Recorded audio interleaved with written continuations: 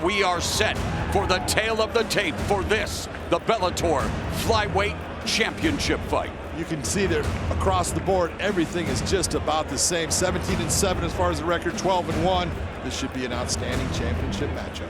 And the former champion is a slight favorite. Let's go to Michael C. Williams. Live on Showtime, Bellator MMA Now presents tonight's double main event, beginning with 5 5-minute rounds in the rematch for the Bellator Flyweight World Championship. This evening's world title fights, both sanctioned by the Mohican Tribe Department of Athletic Regulation, Chairman James Gessner, President of Sports and Entertainment, Mr. Tom Cantone, and supervising at cage side tonight, Mr. Mike Mazzulli. And now, first introducing the blue corner.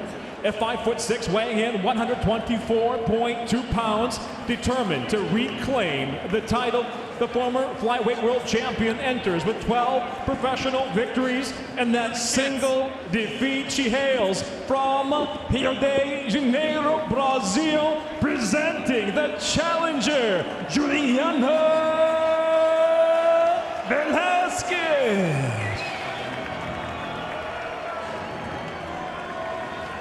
And across the cage, the champion fights out of the red corner. At 5'6", weighing in 124.8 pounds, in her first defense of her first world title, the veteran professional stands with 17 victories, 7 defeats. By way of Okinawa, Japan, she fights out of San Diego, California. She is the defending Bellator Flyweight World Champion, Liz Gorilla Carmouche. And the referee in charge, Kevin McDonald. Fighters to the center, please. All right, ladies, this is 5 rounds under the unified rules for the flyweight belt. We went over those rules in the back. I want a good fight, clean fight. If you'd like, you can touch gloves now. If not, back to your corner. Best of luck to you. It's all about not leaving any doubts. It's all about the Bellator Flyweight Championship belt. Liz Carmouche, finally a champion in her 4th opportunity at a major MMA title. Juliana Velasquez wants to avenge the lone blemish of her career. You ready to fight? Let's go. First of a scheduled 5 rounds for the gold, and immediately Carmouche on the attack, looking to change levels. Just like I pointed out, crush that space. That's what Liz Carmouche just did. Getting into this clinch situation, she believes that she has an advantage here, and she showed it in the last fight. Let's see if she can get Juliana to the ground with this.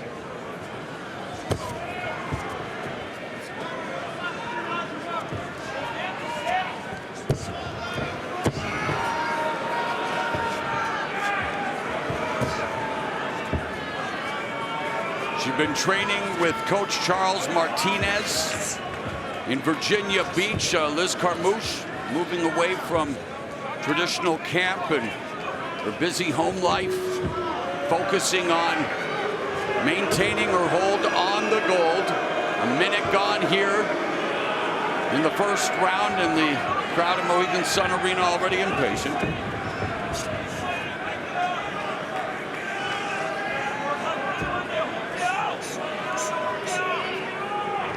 Velasquez began training judo at 4, is a black belt, former Brazilian national judo champion.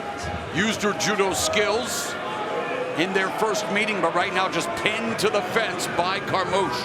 She is pinned to the fence here, and she's got that underhook. You can see her right arm with the underhook. Liz with her right arm on the other side with an underhook. This is a 50-50 position, but it's Liz that wants this fight here. Juliana does not, so that means that Juliana right now cannot effectively get herself free from Liz. And now Velasquez switches places with Carmouche. They continue to battle for position. Nice head position by Velasquez.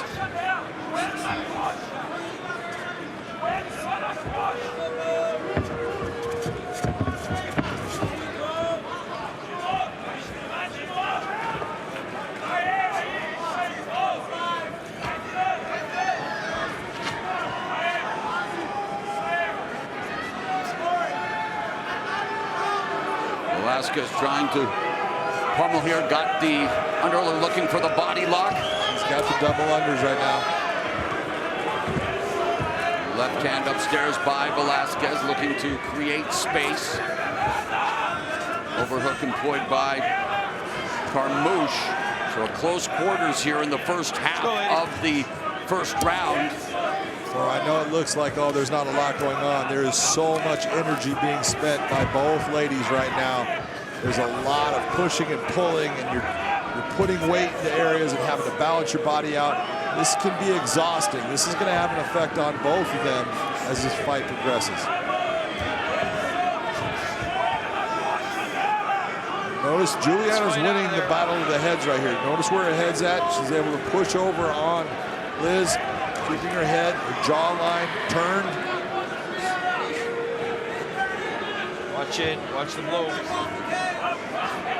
Coming up on 1 minute, 30 seconds remaining in the opening round.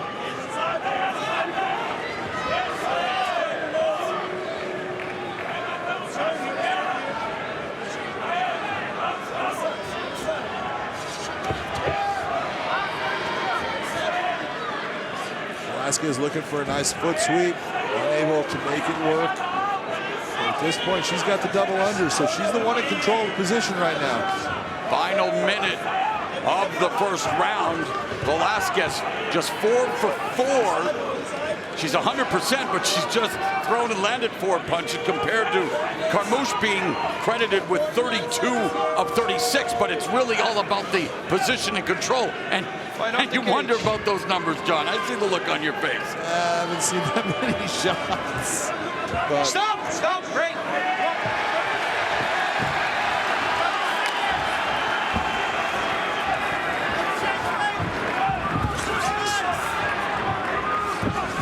Carmouche again, attempting the takedown. Well defended by Velasquez. May not be liked by the fans, but this is a smart game plan by Liz Carmouche. Getting a takedown, very nicely done. And Carmouche says her wrestling is something that she feels stands out against any opponent she's ever faced, and she ends the round in full mount.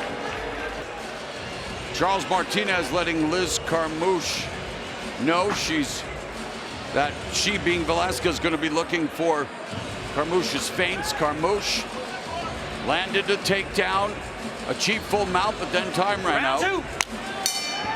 We begin round number 2, and Carmouche takes the center of the cage, but there's the linear striking of the former champion, the southpaw Velasquez, the 1 and 2, forced to retreat though, and again pressure being put on by Carmouche, snatches a single and puts Velasquez back on the mat. Smart move by Liz Carmouche. Look, she's putting a lot of pressure. She's taking a chance, but she's got to take that chance against someone that's got better stand-up than her overall, and she has the advantage. She can get this to the ground. You saw her go to mount. Yep. In the first round at the end. I think if there was time on the clock.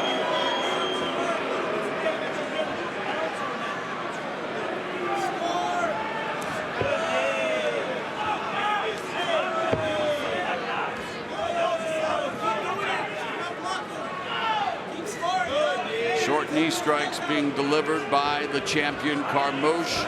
Underhook by Velasquez, and then she turns the tables on Carmouche, but it's been a battle of position, jockeying, and as you mentioned, John, a lot of energy being expended in their body shots by Velasquez.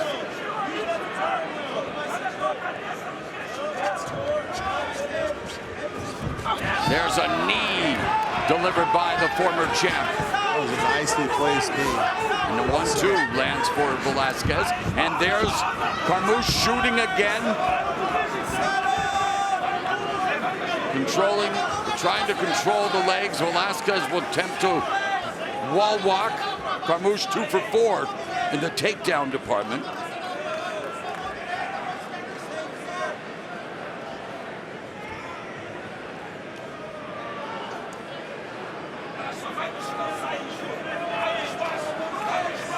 Right here, this is the battle. You're going to see Liz Carmouche try to bring her hips off of that fence.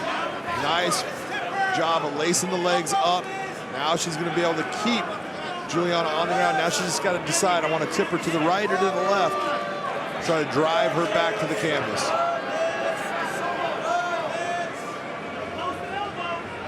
Watch the short elbows inside. Liz does a really nice job of bringing the hand over the head and then slicing the elbow in. Liz Carmouche just embracing that grind against Velasquez.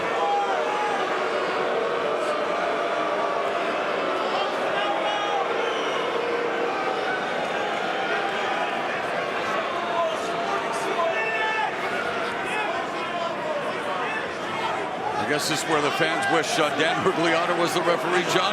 Might be a little bit quicker to stand these up, but even Dan in this position. I'm joking. I like Dan. I know what you mean. He's got control. I mean, there's no way, right? And, you know, there's a lot of things that can happen from this. It only takes one small mistake, and all of a sudden, big advantages are taken. So you don't want to take a fighter out when they have an advantage of the position. This is what you should see Liz do. Start to move herself right into. Nice job. There, right into full mount. Well done by the champion, Liz Carmouche. Not only well done, so physically strong to be able to do that. And now, with a minute and a half remaining in the second, can Carmouche capitalize on this dominant position?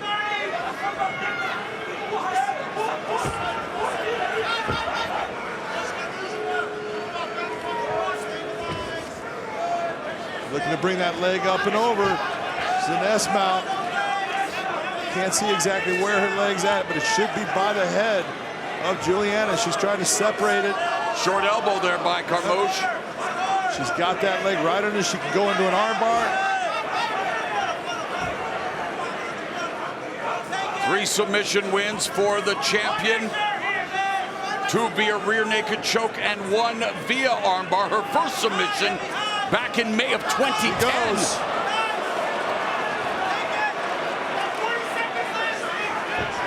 That's a lot of pressure on that. There you go. There's a tap. No doubt this time. Liz Carmouche retains the Flyweight Championship with a submission win over Juliana Velasquez, who suffers her 2nd consecutive loss and taps out for the first time in her career.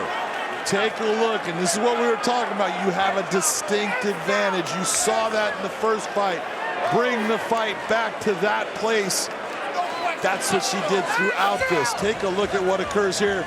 You can see when she brought that leg up, I know she's looking towards that armbar. She gets that position. Look at the pressure she starts to put. Her hips are engaged. A lot of pressure as she pulls back on that. The head is stuck in a position with her legs. Beautifully done by Liz Carmouche. A lot of torque on that elbow at this point. Now she brings that weight back forward. Man, beautifully done submission. And Juliana Velasquez going to receive medical attention as we make it official now with Michael C. Williams. Ladies and gentlemen, inside the Bellator cage, it comes to an end. 4 minutes, 24 seconds into round number 2. The tap by way of the arm bar by submission. She is still Bellator Flyweight World Champion, Liz "Gorilla" Carmouche. And the champion will get to enjoy her moment there with Bellator President Scott Coker. And soon she will be interviewed by Big John McCarthy. I am here with Flyweight World Champion Liz Carmouche. Liz, there ain't no doubt now, is there? No, she tapped and it popped, so there's no doubts anywhere. Going into this match, I thought that you had proved in the first fight that you had a distinct advantage on the ground. You were physically stronger. You had just better grappling overall. You were able to move yourself to positions. The way that you got to mount today in the second round, you did it in the first round also, but it was the way you did it in the second round. Talk to me about that maneuver and what you were doing. Yeah, you know, I've been so fortunate. I went to Virginia Beach for the first time to train, go out of my element. And we had Taylor Misuna and Taylor Saucer, 2 phenomenal grapplers that just helped me concrete exactly what I want to do. There was a point where I was being told by some of the coaches, like, hey, you don't need to do crucifix. I really want to prove a point and beat her again there. Like, go whatever comes at you. And I knew, like, she may have had her feet over, but I had that arm so stuck. I knew it was done. I was going to have to pop it. And if it just kept breaking, that was fine. I knew she was going to go through it and tough through it like she did. But I knew that once I got to mount, I had that figure 4 lock. It was hurting her knees, so I knew I had good control, that if I could just get her back a little bit off the cage, then I could get all the way to good mount. In the flyweight division, there's nobody that's physically stronger than you. You are the strongest woman I've seen in this weight class ever. And you utilize that by what you did, by pulling her up off of the ground. When you locked in, you brought that leg over into that S-mount. The whole time, were you thinking armbar? I was hoping to get a triangle armbar, but I knew that if that leg stayed there, I'm like, okay, I'll have to swap to the armbar, but I really wanted to get that triangle because I knew I could elbow her so cleanly from the top if I was there. Now you've defended the title. Who is it that you believe should get a shot at that belt next with you in this cage? With 2023, I see 2 things happening. I see Bellator opening up a 135 division where Lima Lane McFarland I can fight in Hawaii for a retirement like she wanted, and that Watanabe gets a crack at the title in Japan at the end of the year. Sounds good to me. Congratulations on a beautiful defense of that title. Ladies and gentlemen, give it up for Gorilla Liz Carmouche.